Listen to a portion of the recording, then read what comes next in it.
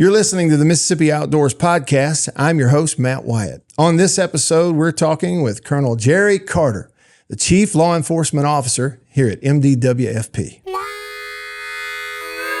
This episode of the Mississippi Outdoors Podcast is brought to you by the Foundation for Mississippi Wildlife, Fisheries, and Parks.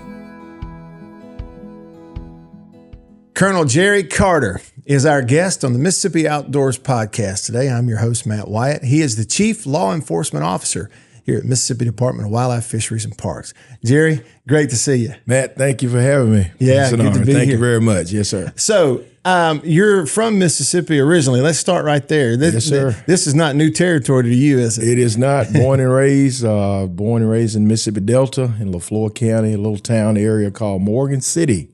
Okay. Highway 7 just south of Itabena, Mississippi. And I grew up there, started working on a farm and all the above. So just country life. That's basically what it was. Lived off the land. Yeah. Yes, sir.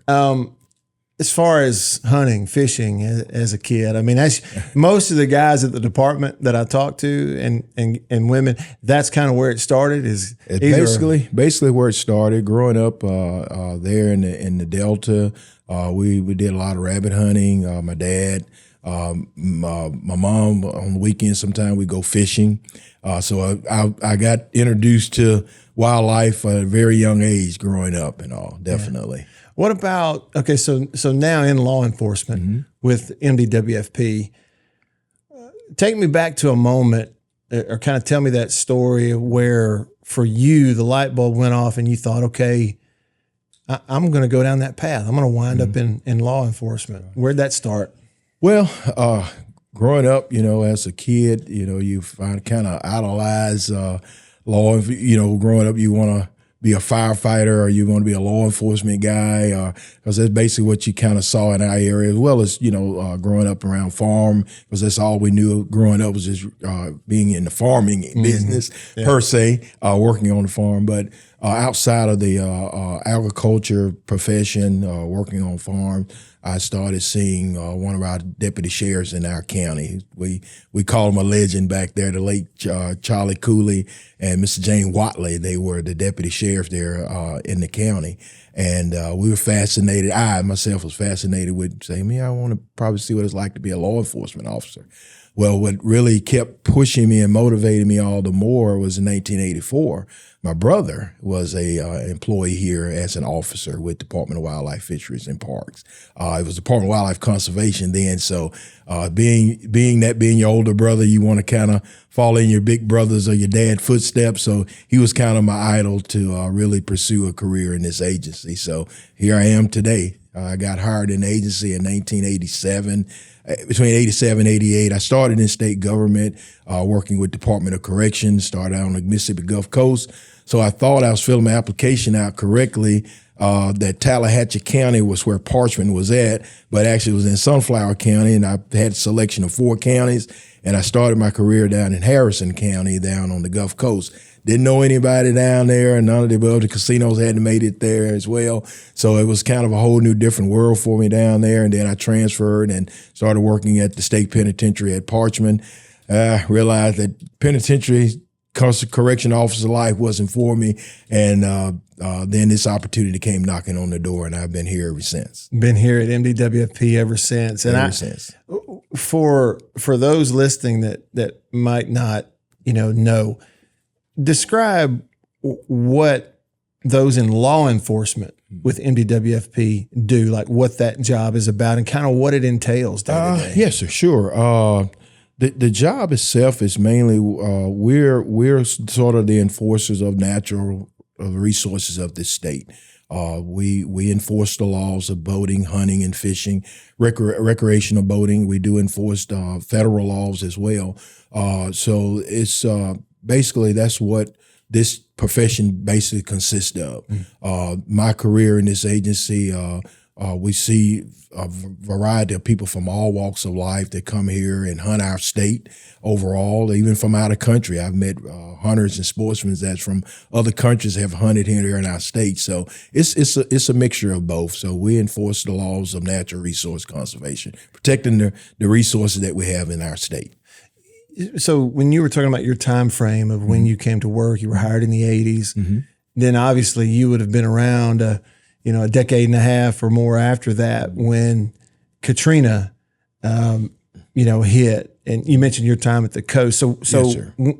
When you were working then, and were you on the coast working then when Katrina came? When Katrina hit the Mississippi Gulf Coast, of course, I was assigned to my home county in LaFleur County. That's where I started out at.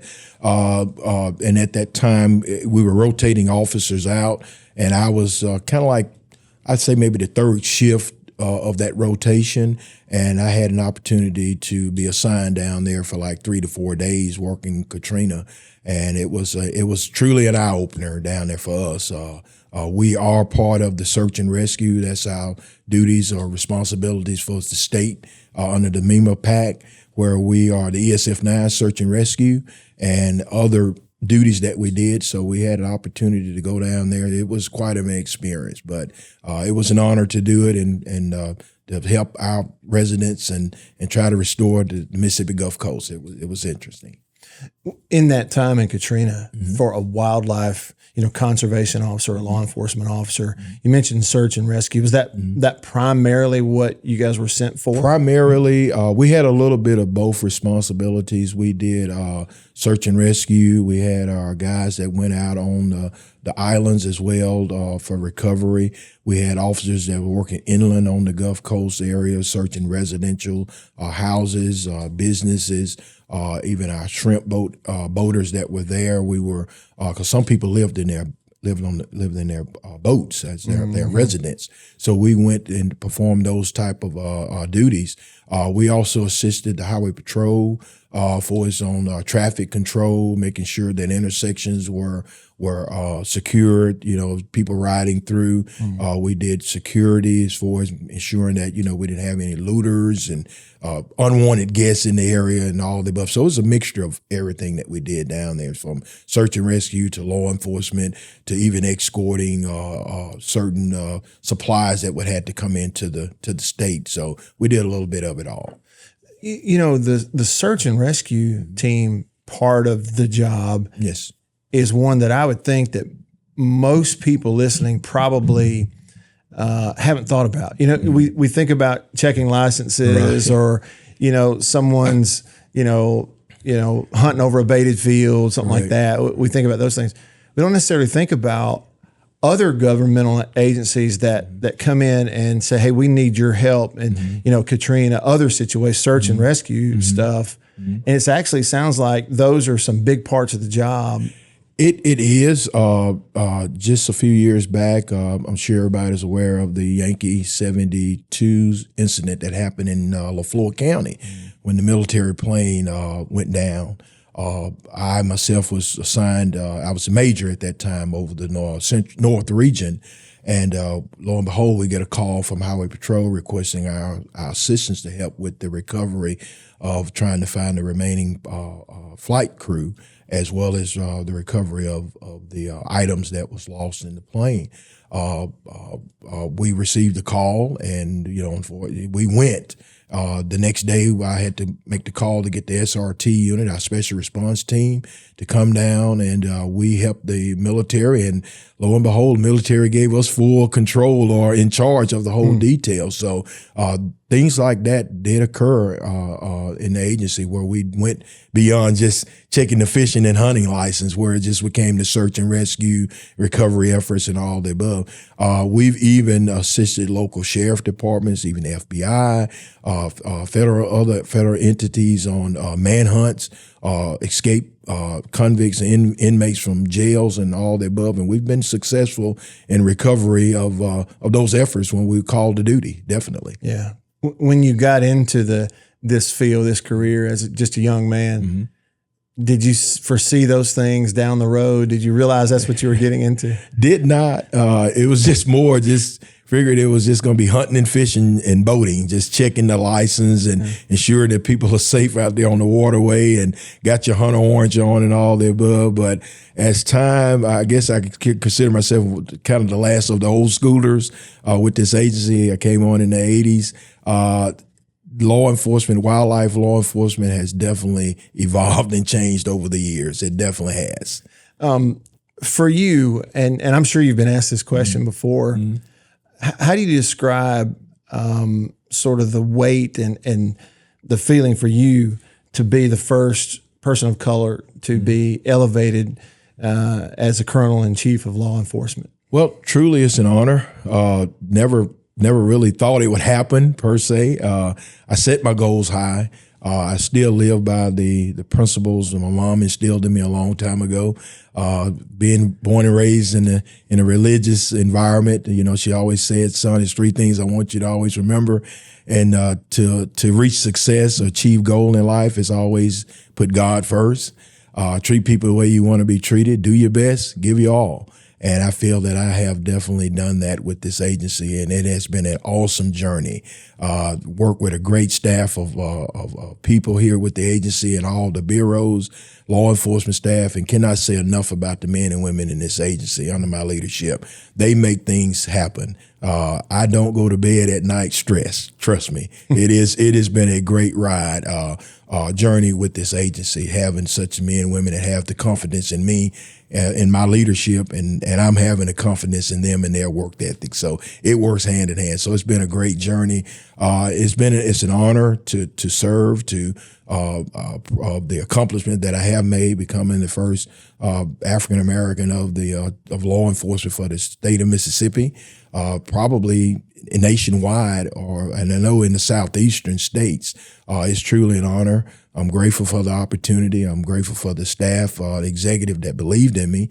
Our former director, Dr. Polis, and other staff members, even the former Colonel Steve Adcock. So they say, you can do this, you can do it. Your reputation speaks well for itself, and just treating people the way you want to be treated, it just paid off. And here I am today, and I'm honored to be a part of that. Yeah. Yes, sir. It truly is a remarkable team here in the department, isn't it? You and I were talking football earlier. That's kind of part of my background. And so I have such a great appreciation for it takes a team to accomplish things. And somebody here along the way has done an excellent job putting this team together, haven't they? Yes, sir, it has. Going back to the biblical, where in unity there's strength. And the same thing with teamwork, there's strength. And it's just amazing. And it starts at the top. With the director we have now, Director Posey, who's definitely been not only a director, but he's a sportsman. So you got that person there that's on the team that truly makes things happen. He's very supportive of all the bureaus. He's a listener more than he is just give authority or give direction, but we follow his leadership, and that's where it starts at there. And the environment is definitely better for the men and women in the agency. So it has started at the top. And then once it starts at the top, everything starts coming together and the pieces start coming together. You mentioned that one characteristic of Director Posey being a listener, and obviously he's in a leadership position. You in law enforcement here, you're in a leadership position. The ability for a leader to listen and willing to listen, probably the most underrated leadership characteristic, wouldn't you think? Yeah, I think so. It is. For me, I tell my men and women up front, to be a good leader, you have to be a good listener. You have to listen. Yeah. I myself, I'm from LaFleur County. I know LaFleur County, but I can't go to the Mississippi Gulf Coast no more and just know Highway 49 to get there. So I tell the men and women in the agency, look, if I come to your area, you're in charge. The rank doesn't mean anything. You know the people, you know the terrain, you know the area.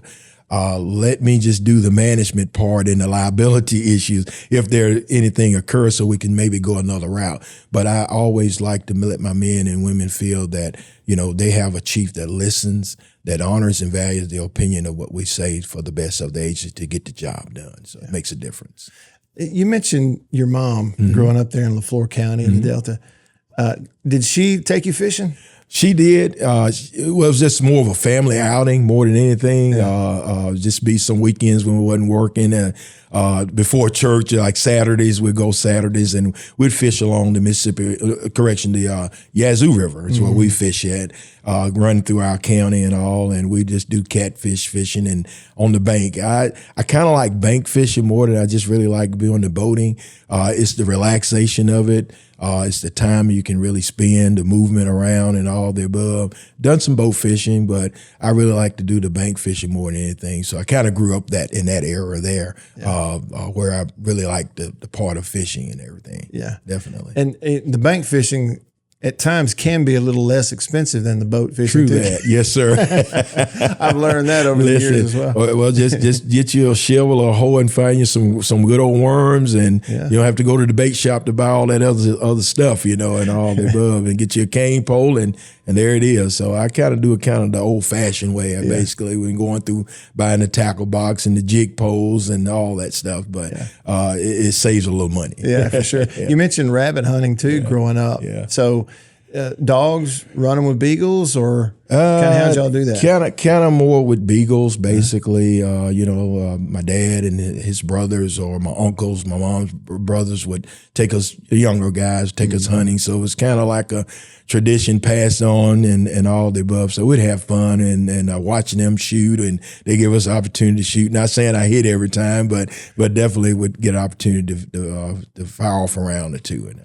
Again, as I listen to you tell these stories, there's a theme there, and it's even as a young person, a little guy, you had people, adults in your life, mother, father, uncles, a local sheriff, law enforcement officer. Those folks investing in you as a young kid is really what sort of put you on the path and kind of sent you on the path that your life developed into, isn't it? Correct. The old proverb says it takes a village to raise, and I was thankful and grateful to have that in my environment, to have a village of not only just the parents, but as you say, the law enforcement people, the church, Mr. Johnson down the street, or Miss Jones, or whatever. They would also apply the correction methods to get you in check and all the above, which is important. And also that was very, very appreciative.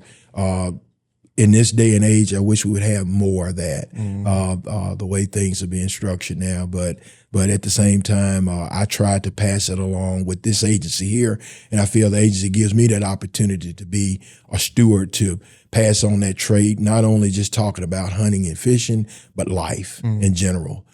Everybody plays a part. Everybody has a potential. And myself, as a chief of law enforcement, as a church member, as a person in the community, I want to be a part of trying to bring out the best in you, because I know it's there. So that's normally what I tell kids when I talk to groups and youth groups, and even introduce them about, getting involved in hunting and fishing in our state, or just visiting our state parks. And I tell them maybe try one day to get out of the big city of wherever, all the commotion and the traffic and the loud music. Try to come into state parks and just visit, get peace and quiet, and just get a sense of what it's all about. So I try to do that. And so I guess I try to take those traits instilled in me. I try to make sure I pass it along to others and everything. What about recruiting new law enforcement officers here at the department? How's that going? Recruiting is going good. We right now we have 180 applicants that have met the requirements. We have sent packages out to those applicants that they have to go and complete. Then we're going to start PT tests with them, and after the PT test is done, hopefully they all pass. They'll come back and we'll do an interview with them, and we're in the process of that stage there. Hopefully we can hire between 25 to 30 new cadets.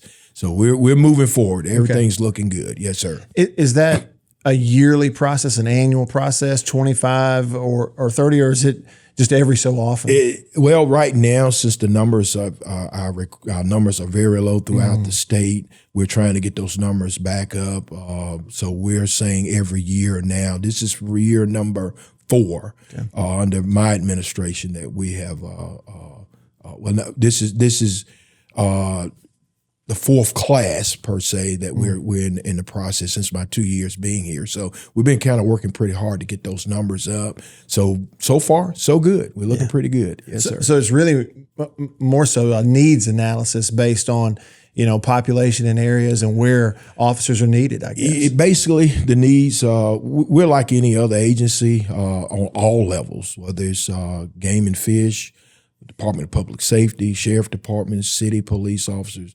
we're like any other agency. We're battling salaries. That's one of the key components that helps. That's hard to recruit individuals. I tell people to be in law enforcement, you got to have, first of all, you got to have a passion for it. Even working in this agency here, you got to have a passion for it.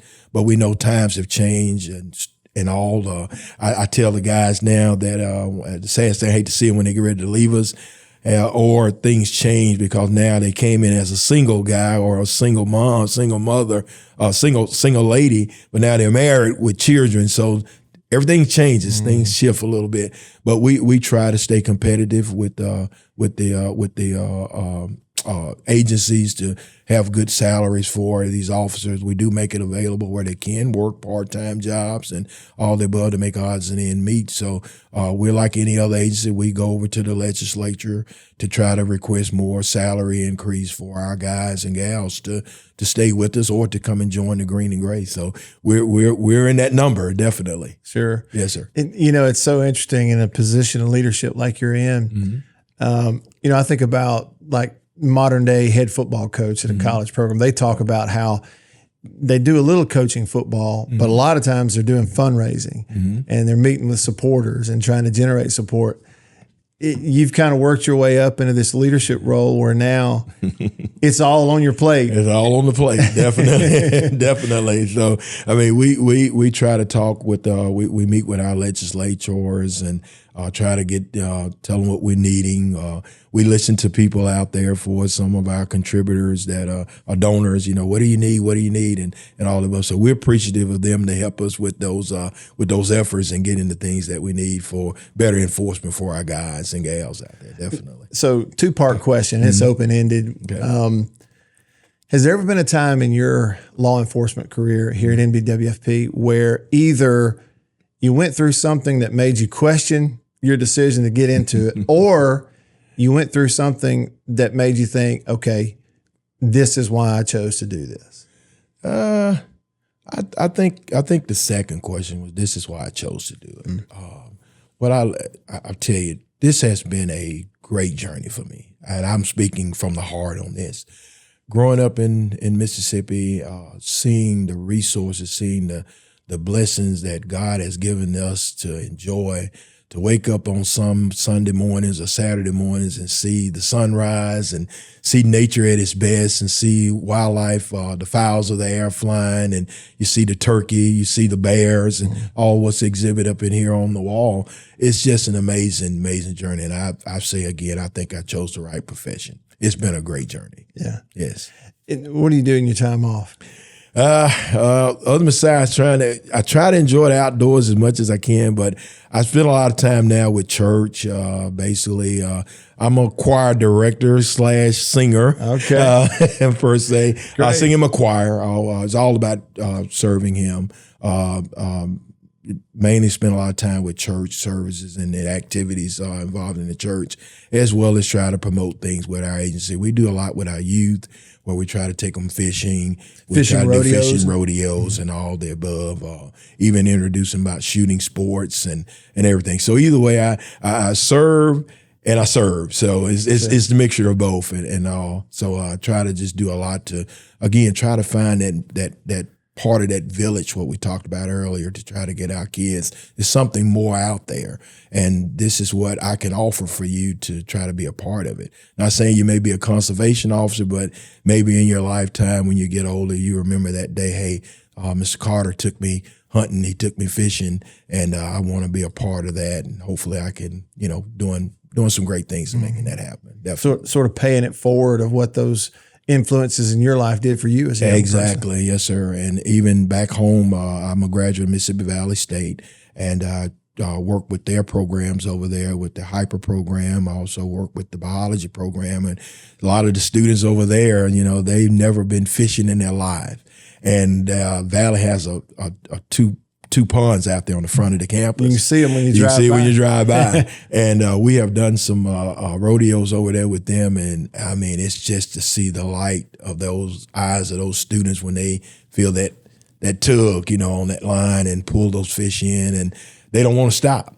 And that's the reward within itself and all. And hopefully that they'll go back to their prospective states or in state and say, hey, I want to go fishing, so that's what it's all about, definitely. How about that? So Mississippi Valley State not only has the greatest wide receiver correct to ever play the game of football, Valley can also now boast the first ever African-American elevated to the role of chief law enforcement That's officer. correct. I'm a product of Mississippi Valley State, Mississippi Delta, LaFleur County, and I'm honored to be in that category now. Yeah. It's been a great journey, definitely. Yeah. Yes, sir. Well, Colonel, thanks so much. Thank you for having me, Matt. Appreciate it. Thank you very much. Been a great time with you. Been a pleasure. Yes, we'll sir. do it again soon.